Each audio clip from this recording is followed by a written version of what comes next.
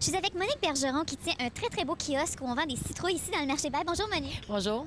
Alors, les citrouilles, bon, c'est prêt depuis quand? Quand est-ce que les citrouilles sont bonnes à manger au niveau de temps de l'année?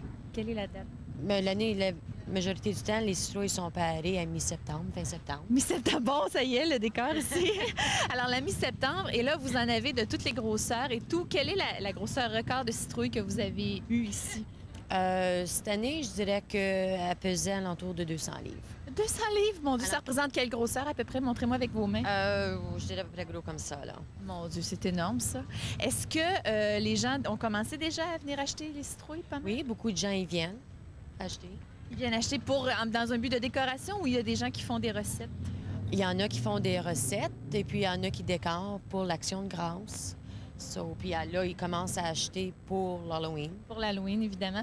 Quelle est la meilleure façon de choisir une citrouille? C'est pas évident, là, quelqu'un qui est novice en la matière pour cuisiner, j'entends. Ah, pour cuisiner, mais il y a des variétés spéciales qui sont on appelle des cookings, là. C'est pour la cuisson. Ils sont plus petites, ils ont moins d'eau, comme ça, ils ont plus de substance dedans. OK. Puis pour la décoration, évidemment, ces sortes-là, ça se travaille moins bien. J'imagine quelqu'un qui essaie de sculpter une citrouille, faire un visage. Ceux pour la cuisson? Ceux pour décorer? Pour décorer, bien là, tout dépend des goûts. Moi, je préfère ceux qui sont déformés avec des bosses, n'importe quoi, pour sortir l'imagination, là, pour faire quelque chose de beau. OK. Et les citrouilles, ça se vend à peu près combien? Ah, j'en ai de tout prix. Ça commence à 1 et puis ça monte. Mes grosses sont 20 20 Montrez-moi ce que vous êtes en train de faire. C'est très joli. Vous êtes en train de peindre. Oui, sont vernis, ces citrouilles-là. Ceux-là, j'ai mis un shellac dessus, là, et puis là, je les peins. Là, il faut que j'attende sa chaise. Là, je mets la couleur des yeux. Là, il faut que j'attende sa chaise. Et puis là, je mets le blanc. Et puis ça fait des belles petites citrouilles, comme ça. Alors, c'est décoratif. On peut trouver ça ici dans le marché. Oh, c'est joli, c'est joli. Et ça, ils se vendent combien? Je les vends 3 3 Bon, alors, on va venir vous encourager. Monique, merci beaucoup. Merci. Bonne journée. Bonjour, Carole. Bonjour. Qu'est-ce qu'on vend ici? Sirop d'érable et du miel. Sirop d'érable et du miel. Toutes ces formes. Sous toutes ces formes, est-ce que je peux voir? Tous les contenants, oui. Justement, je regardais sur toutes les formes. Là, celle-là ici est un petit peu spéciale. Si on regarde, Ça, c'est du miel en rayon. du miel en rayon. Puis c'est quoi la différence? C'est plus... c'est pur, quoi? Ben, tout le miel, même dans les pots, est pur. Sauf que celui-là, c'est quand on le sort de la ruche, il est comme ça. Comment est-ce Est-ce qu'on met ça sur des rôtis ou quelle est la façon de manger ça normalement? Tu le manges comme une gomme. Ah oui, est-ce qu'on mange les rayons, le tout, là? Ah oui, ça se mange au complet? Comme Parfait. une tire, ça. Peut-être Brigitte va en manger tout à l'heure, comme ça. Peut-être, elle a très faim en tout cas. OK. Parfait. Les feuilles d'érable ici, c'est pourquoi? Démontrer que ça vient des érables? C'est ça. Pour les touristes, C'est votre logo, OK, pour les touristes. Puis qu'est-ce qui se vend le mieux, là, ces temps-ci?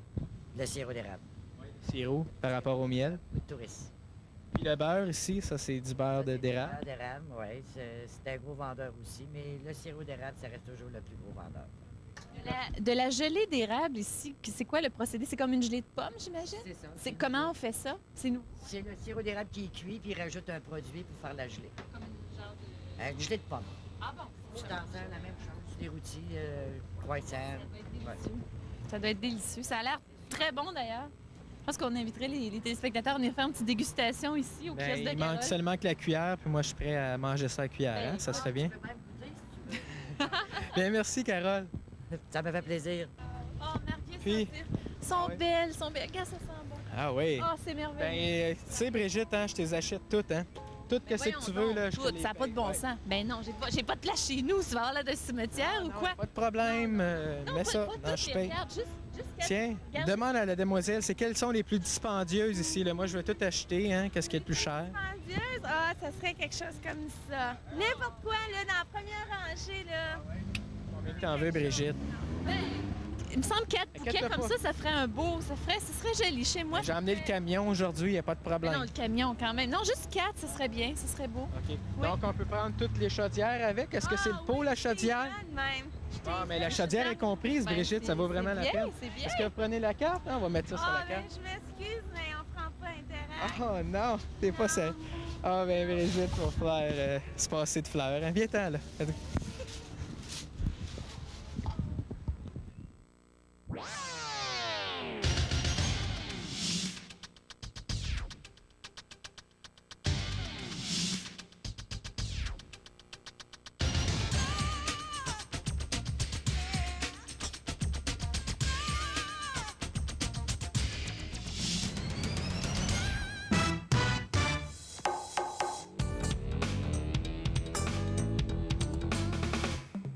Well.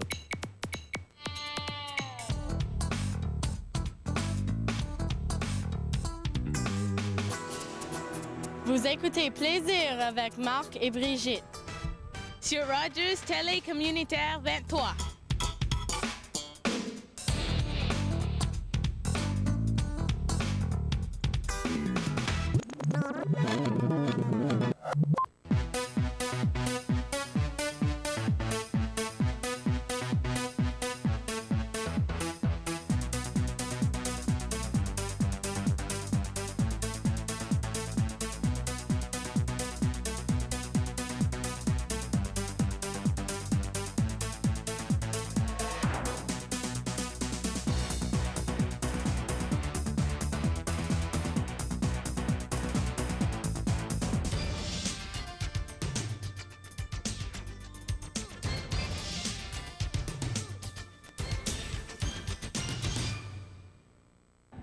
Nous voilà maintenant au Musée national de sciences et technologies. Et avec moi toujours Jean-Guy. Bonjour. Bonjour, Marc. Ça va bien? Il y a quelque chose de spécial ces temps-ci, là? Oui, absolument. Cette semaine, on commence aujourd'hui même la semaine des sciences et de la technologie, la semaine nationale.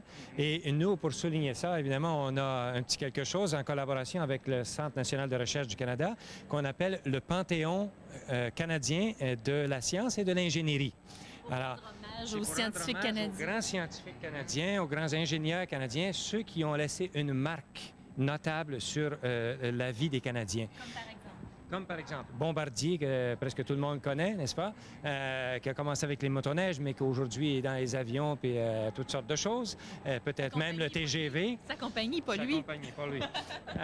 Maintenant, il y a aussi des personnes comme, par exemple, Marie-Victorin, frère Marie-Victorin, qui est plus connu à Montréal peut-être parce que c'est lui qui est derrière tout le jardin botanique à Montréal. Puis, est-ce Quelqu'un qu'elle- comme le Dr Banting, par exemple, qui est avec l'invention de l'insuline. Bon, bien, Les alors, diabétiques. et cette année, il y a un nouvel intronisé au Panthéon qui s'appelle M.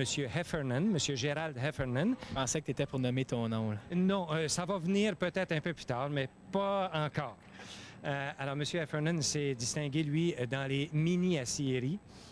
Donc, le recyclage des métaux, c'est un procédé que lui qu'il a mis de l'avant, qu'il a encouragé beaucoup. Il a été un pionnier dans ce domaine-là. Alors, c'est très utilisé présentement. Donc, Jean-Guy, la première exposition, c'est laquelle? Bon, c'en est une qu'on vient tout juste de terminer, là, de mettre sur pied. Elle nous vient de France et c'est une exposition, nous autres, qu'on appelle sur la génétique, là, mais en fait, c'est sur l'évolution de l'espèce humaine et le fait que nous sommes tous une grande famille. C'est l'année internationale de la famille. Alors, dans ce contexte-là, nous, on a voulu avoir une exposition comme ça qui nous explique comment on est tous très uniques, très différents, par toutes sortes de caractères, par la culture et tout ça, mais par ailleurs, qu'on est tous rattachés à une même espèce, tous d'une même grande famille. Et ça, on le voit en particulier par la génétique. C'est vraiment beau, c'est comme un poème, tu me racontes. Et est-ce que c'est toi qui as pris la photo juste ici? Non, mais c'est pour illustrer évidemment les différentes couleurs et puis les vieux concepts de races qu'on avait. À un moment donné, là, à l'époque coloniale, ils ont parlé même de 4 races. Je ne sais pas pourquoi, parce qu'ils étaient censés en avoir, tu sais... Tu peux entrer là, Marc. Je pense pas que c'est sage que t'entres là. Non, c'est rien de grave, hein, Non, Jean-Guy? rien de grave, non. En fait, ça fait partie, il faut bien le savoir, évidemment, que nous, on montre ici 8 caractéristiques, il y en a beaucoup d'autres, mais 8 caractéristiques qui différencient les humains. Une étant le sexe qui est bien facile, celle-là, c'est un ou l'autre, n'est-ce pas? Pas toujours de nos jours, pas toujours facile à peut-être des fois, différencier. c'est et l'autre. Mais pour le moment, on en présente 2. Est-ce qu'on détermine s'il y a un sexe plus intelligent que l'autre, par exemple? Ah, non, ça, certainement pas. Non, mais c'est une blague en passant. L'exposition n'en parle pas. Non, En tout cas. c'était seulement qu'une Et blague. puis, il y a d'autres caractéristiques, évidemment, culturelles, plus culturelles. Celle-là, la coiffure, la façon de se comporter, son look, etc. Oui, ça reflète quelque évidemment, chose. enlever tout ça, là, il reste juste la personne presque, devrions-nous dire, presque flambant nue. Oui. Alors, à ce moment, il reste encore les caractéristiques des yeux, des cheveux, des empreintes digitales, du crâne, etc. Alors, tout ça mis ensemble, ça fait que les individus sont vraiment très, très uniques. Alors, chacun peut est différent. vérifier ça ici. Mhm. Parfait. Mais dans l'autre section où on arrive presque immédiatement, là, ça tend à nous montrer que malgré ce caractère unique de chacun, il y a quelque chose qui fait qu'on est tous partis d'une même grande famille. Cette exposition-ci, est-ce qu'elle est, j'imagine, comme partout dans le musée, assez facile à comprendre pour des enfants qui sont un peu plus jeunes, Pas par exemple? Trop jeune. Ça s'adresse Je pense plus à que un c'est public. plus les 12 ans et plus. Oui, d'accord. je dirais. Oui. Il faut quand même comprendre certains concepts, là, Oui. comme l'évolution de la vie, par exemple. Et puis, tu sais, quand on parle des boîtes crâniennes ou quand on parle de différentes caractéristiques culturelles et tout ça, je pense Oui, que les tout petits, là, c'est un peu fort pour eux autres. Puis, Mais à partir de 10-12 ans, là, il y a un éveil à ça, très certainement. Puis je pense qu'ils en parlent pas mal de plus en plus dans les cours qu'ils ont aussi, les cours de biologie, tout ça. Là. Donc voilà, maintenant, on est dans une autre section. Oui. Alors, cette section-là s'appelle l'esprit informatique. Informatique, En parfait. fait, il s'agit, c'est juste à côté de notre section sur les ordinateurs, et puis il s'agit en fait des concepts, de comprendre des concepts qui ont rendu la révolution informatique qu'on connaît aujourd'hui possible, qui ont rendu les ordinateurs possibles.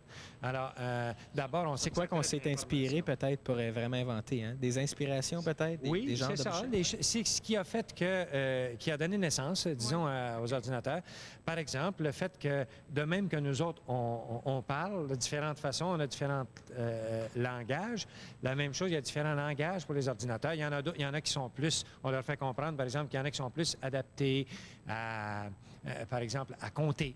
D'autres qui sont plus adaptés à, par exemple, comme le WordPerfect, à faire du traitement de texte, ou d'autres comme le Lotus et à faire des grandes feuilles, là, toutes lignées, puis tout ça, à mettre des données, alors, etc. Il y a d'autres concepts ici qui sont expliqués, comme par exemple le fait de pouvoir compter sur une base de 2 au lieu de compter sur une base de 10. Oui, justement, si on regarde Brigitte ici, parce qu'on faut vraiment voir que c'est quand même intéressant, là, ces projets-là. Absolument, absolument. C'est très, très interactif. Il s'agit de faire toutes sortes de patentes, comme on dirait, n'est-ce pas? Ici, évidemment, ça illustre le fait que des automates, ça existe aussi. Il y a moyen de programmer des ordinateurs ou des pièces avec des mémoires d'ordinateurs, si vous voulez, et des programmes qui font en sorte qu'il y a des capteurs qui sont capables de capter des choses externes à l'appareil. Puis plusieurs autres exemples, comme ici une boîte à musique. Combien qu'il y en a? Environ une centaine, 200? Quoi? Il y a 52, je pense, 52? manipulations très interactives là, qui montrent, par exemple, comment l'appareil peut faire trier des choses. Justement, peut-être qu'on va faire le tour. Brigitte va se promener sûrement. Elle va avoir beaucoup de plaisir là-dedans. OK. Encore une fois, c'est une exposition aussi qui est une durée de combien de temps? Celle-ci va durer plus longtemps. Elle va durer, je pense, toute l'année 95. Alors, J'imagine qu'elle est très populaire auprès des jeunes. oui, c'est déjà beaucoup. Les écoles viennent déjà beaucoup ici.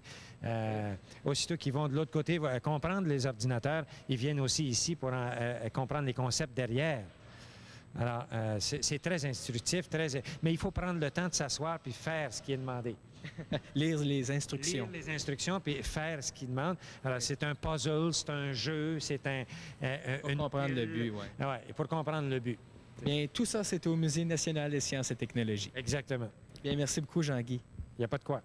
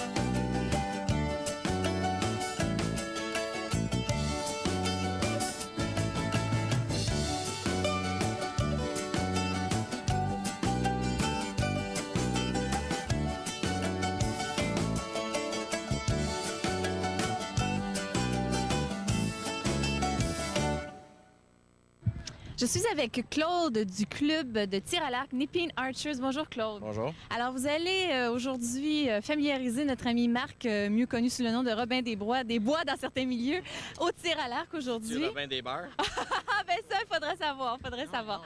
C'est un homme très tranquille. Un homme très tranquille. Alors, expliquez à Marc, on va vous regarder, alors lui expliquer la bonne façon de tirer. Marc en est à ses premières armes, c'est pas un jeu de mots ici dans le tir à l'arc? Bon, on commence. C'est un arc de bois qui est fait par une compagnie en Colombie-Britannique. Ça va être une recurve qui va s'essayer. C'est pas un arc moderne, ça fait 2000 ans que ça existe.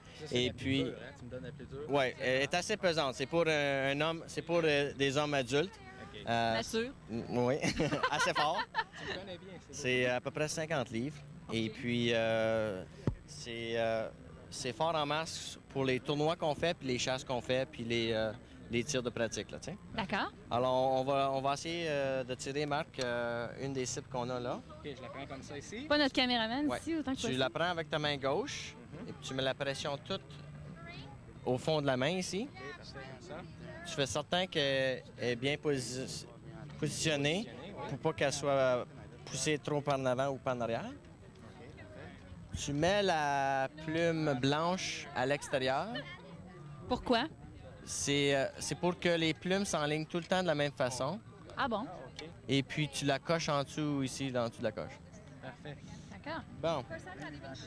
Tu vas Alors. mettre ta main en avant. Je la prends comme ça. Oui, les trois droits en ligne. Un au-dessus, deux en dessous, OK. Là, tu vas lever ton arc. Tu vas la canter un petit peu. Tu vas essayer d'avoir un genre de balancement, là, tu veux pas que ton arc soit trop haute, trop basse. OK. Puis une fois que tu sens que, oh, ça serait beau à tirer, tu vas commencer à retirer avec tout ton bras au complet. Avant, il faudrait savoir qu'est-ce que Marc vise exactement pour pas qu'il nous raconte des blagues après. Il faudrait savoir qu'est-ce que tu vises, Marc. Je vise la voiture à l'arrière. Sérieusement? Je vais y aller avec le point jaune-orange dans le milieu. Au centre de la cible. D'accord. Donc là, je tire complètement avec mon bras. Oui. Jusqu'à ta main. Je vais te dire un petit peu plus bas, Marc. Ça va être beau, là. Plus bas. Hey, c'était bien ça quand même. Tu l'avais, tu l'as baissé parfaitement, puis tu l'as remonté juste avant que tu tires. Oui. Alors, essaye-toi On encore. fait une dernière tentative. Si je te dis plus bas, tu baisses plus bas, puis tu bouges pas. Puis tu vas avoir une meilleure hauteur de même. Alors, ça semble très populaire, le tir à l'arc, avoir le nombre de gens qu'il y a ici. Ah oui, on a à peu près 15 clubs alentour. Et puis, chaque club a de 20 à 50 tireurs, même jusqu'à 100 tireurs. Et puis, on a des tournois à toutes les fins de semaine. Puis, toutes les fins de semaine, les tournois peuvent attirer de 100 à 250 personnes. C'est beaucoup de monde, c'est beaucoup de monde. Alors, c'est dans un but de chasse et de loisir, simplement. De loisirs. On a dans tous les tournois, on a des enfants qui tirent aussi jeunes que 5 ans, jusqu'à du monde 75 ans. 75 Et ans. puis, on amène toutes nos blondes, nos femmes à des tirs comme ça. C'est intéressant. Alors, c'est donc pour toute la famille. Alors, si je comprends bien, Marc rend les armes, carrément. Tu rends les armes? Non, je voulais pas frapper l'animal comme tel. Merci beaucoup, Claude. Bonne chance dans votre club. Merci. OK, merci.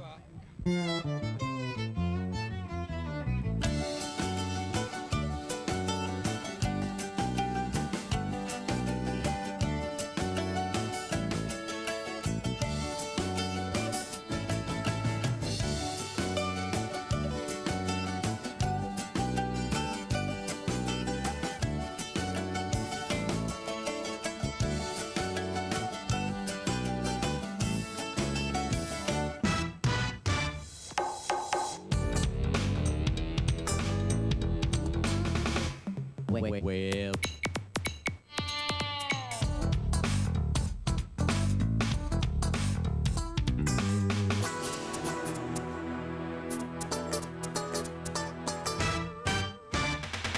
Vous écoutez l'émission Plaisir, une émission très plaisante sur les ondes de la télé communautaire Rogers avec Marc Boucher.